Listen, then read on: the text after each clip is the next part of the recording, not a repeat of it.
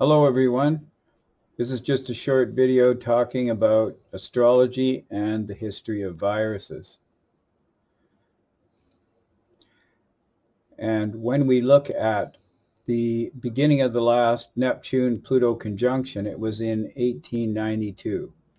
So we just want to pay attention here to the fact that it occurred in 1892 at around 8 degrees Gemini. So from there, we're going to go on to another aspect, and the fact that we'll just clear this out of here. Another aspect which talks about the terrain theory versus the germ theory. And here we have another Neptune-Pluto aspect, and the terrain theory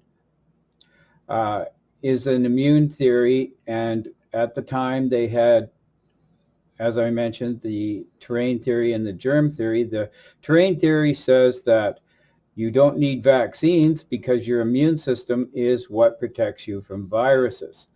And the germ theory mentions that you should be expecting an outside germ to affect you inside. Now, the human body is made up of cells, and it has a tremendous amount of bacterial cells that make it up.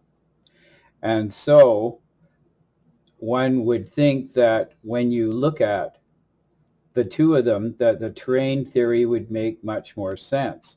You're already composed of a lot of bacteria and virus, and the issue isn't that you can get a virus from outside. The issue is your immune system strong enough, and do you have the mineral balancing to deal with viruses? Viruses are not alive, and they come out of remission when you have low minerals. And one of the main minerals that you need to keep them in remission is zinc. And what do you know? Neptune rules zinc. So I was just bringing up the fact that at the last lunar eclipse, the most interesting thing happened. It happened actually at 8 degrees Gemini, which, if you remember, for the Pluto Neptune cycle started in 1892 at 8 degrees. Very interesting. Now, I'm just going to mention a few things about the minerals. In astrology, and in science, there's minerals, which is zinc and copper, for instance. And zinc is ruled by Neptune, and copper is ruled by Venus.